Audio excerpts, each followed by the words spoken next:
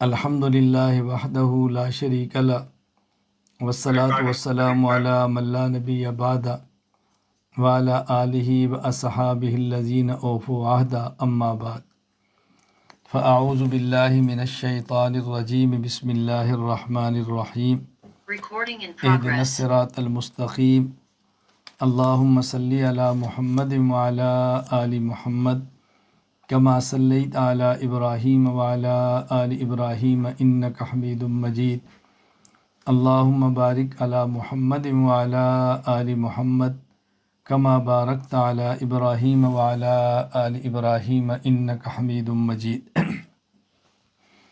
ہم اللہ تعالیٰ سے ہر روز ہر نماز میں کئی مرتبہ یہ دعا مانگتے ہیں، اہدنا الصراط المستقیم، اے اللہ ہم کو صراط مستقیم پر چلا۔ صراط مستقیم اعتدال کا راستہ ہے، درمیانہ راستہ ہے، سیدھا راستہ ہے، اہل سنت والجماعت کا راستہ ہے۔ صراط مستقیم پر چلنے کا مطلب یہ ہے کہ آدمی کفر نہ کرے، شرک نہ کرے، بلکہ توحید کو اختیار کرے، بدعت کو نہ لے بلکہ سنت کو اختیار کرے، گناہوں سے بچے اور نیکی اور تقوی والا راستہ اختیار کرے۔ صراط مستقیم کا معنی یہ ہے کہ آدمی کسی کا حق کھائے نہیں بلکہ حق ادا کرے۔ صراط مستقیم کا مطلب یہ ہے آدمی کسی کو دکھ دے نہیں، دکھ برداشت کرے، آدمی کسی کو برا نہ کہے، کسی کے اوپر لعن طعن نہ کرے، کسی کی غیبت نہ کرے، کسی سے ناجائز کام نہ کروائے۔ یہ ہے مطلب صراط مستقیم کا۔ کیونکہ ہم جو پڑھتے ہیں ہمیں دیکھنا چاہیے کہ ہم اس پر عمل بھی کرتے ہیں یا نہیں۔ پڑھنے کا بنیادی مقصد ہوتا ہے عمل کرنا۔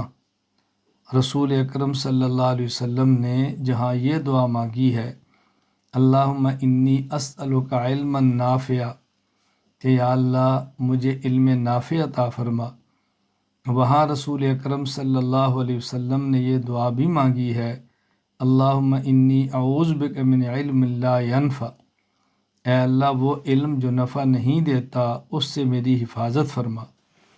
اس لیے علم حاصل کرنے کا مقصد ہوتا ہے علم پر عمل کرنا۔ جب ہم پڑھیں کہ اہل سنت والجماعت کے عقائد یہ ہیں تو ہمیں ان عقائد کو اختیار کرنا چاہیے۔ جب ہم پڑھیں کہ سنت یہ ہے ہمیں اس سنت پر عمل کرنا چاہیے۔ جب ہم یہ بات پڑھیں کہ کھانے کے، پینے کے، سونے کے، بازار جانے کے آداب یہ ہیں، ہمیں ان آداب کو اپنی زندگی میں لانا چاہیے۔ جب ہم پڑھیں کہ ہم نے بڑوں کا ادب کرنا ہے، چھوٹوں پہ شفقت کرنی ہے، علماء کا احترام کرنا ہے، تو پھر ہم بڑوں کا ادب کریں، چھوٹوں پر شفقت کریں، علماء کا احترام کریں۔ جب ہم پڑھیں کہ ہم نے حلال کھانا ہے، حرام سے بچنا ہے، پھر ہم حلال کھائیں، ہم حرام سے بچیں۔ تو علم کا مقصد ہوتا ہے علم پر عمل کرنا۔ یہ علم صرف پڑھنے کے لیے نہیں ہے بلکہ علم عمل کرنے کے لیے ہے۔ جب انسان علم پڑھتا ہے تو اس کے لیے اللہ تعالیٰ کے فرشتے دعائیں کرتے ہیں۔ علم کے لیے گھر سے نکلتا ہے، فرشتے اس کے لیے دعائیں کرتے ہیں۔ اور یہ علم دین نبی کریم صلی اللہ علیہ وسلم کی وراثت ہے، یہ حضور اکرم صلی اللہ علیہ وسلم کا علم ہے۔ جس طرح ہمارے پیغمبر صلی اللہ علیہ وسلم کائنات میں سب سے اعلیٰ ہیں تو آپ کا علم بھی سارے علموں سے اعلیٰ ہے۔ جس طرح آپ کی ذات سب سے افضل ہے، آپ کا علم بھی تمام علوم سے افضل ہے۔ خوش قسمت ہیں وہ لوگ جو حضور اکرم صلی اللہ علیہ وسلم کا علم حاصل کریں اور پھر نبی پاک صلی اللہ علیہ وسلم کے وارث بنیں۔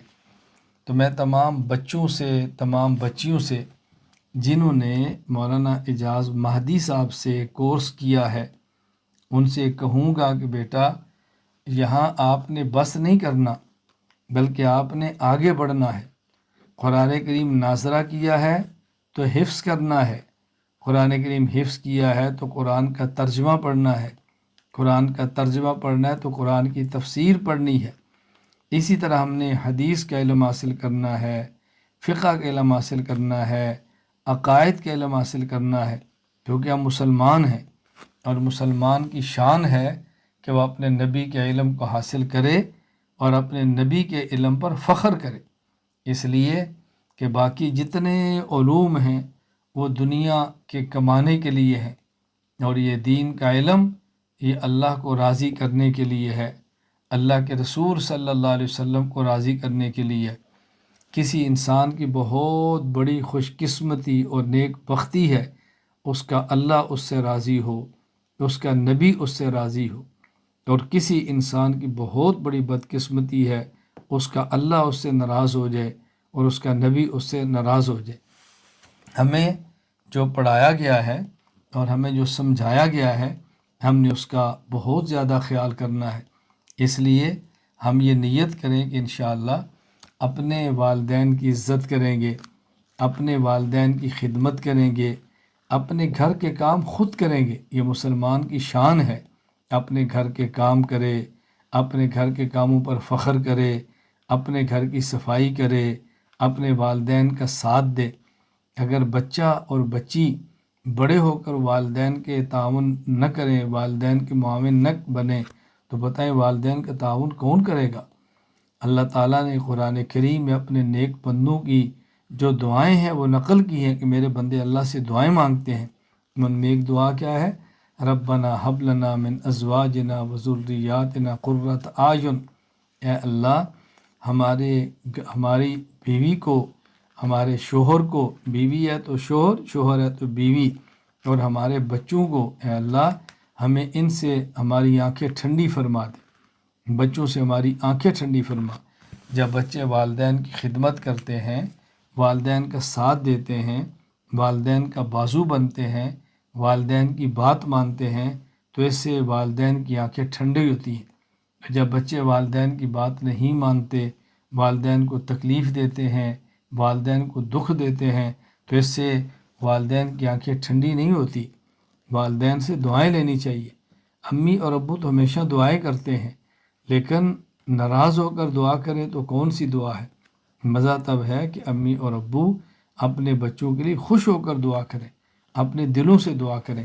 تو آپ نے کورس کیا ہے، میں آپ تمام بچوں کو، تمام بچیوں کو مبارکباد دیتا ہوں۔ آپ کے استاذ مولانا اعجاز مہدی صاحب، ان کا شکریہ ادا کرتا ہوں، انہوں نے آپ کو کورس کرایا ہے، آپ کو دین کا علم پڑھایا ہے۔ میں آپ کے والدین کو مبارکباد دیتا ہوں کہ ان کے بچوں نے، ان کی بچیوں نے الحمدللہ کورس مکمل کیا ہے، اور میں آپ تمام بچوں سے اور بچیوں سے کہوں گا کہ آپ مزید علم حاصل کرنے کا جذبہ پیدا کریں، ارادہ کریں، اور والدین کی آنکھوں کی ٹھنڈک بنیں، والدین کے لیے صدقہ جاریہ بنیں، والدین خاندان کے لیے نیک نامی کا ذریعہ بنیں۔ اللہ تعالیٰ مجھے اور آپ سب کو عمل کرنے کی توفیق عطا فرمائے۔ اللہ ہم سب کو والدین کی آنکھوں کی ٹھنڈک بنائے، والدین کی نیک نامی کا ذریعہ بنائے، والدین کے لیے صدقہ جاریہ بنائے۔ اللہ ہمیں بھی نیک بنائے، اللہ ہماری نسلوں کو نیک بنائے۔ اللہ تعالیٰ قیامت تک آنے والے مسلمانوں کو اللہ تعالیٰ ترقیات عطا فرمائے، عزتیں عطا فرمائے، صحت عطا فرمائے۔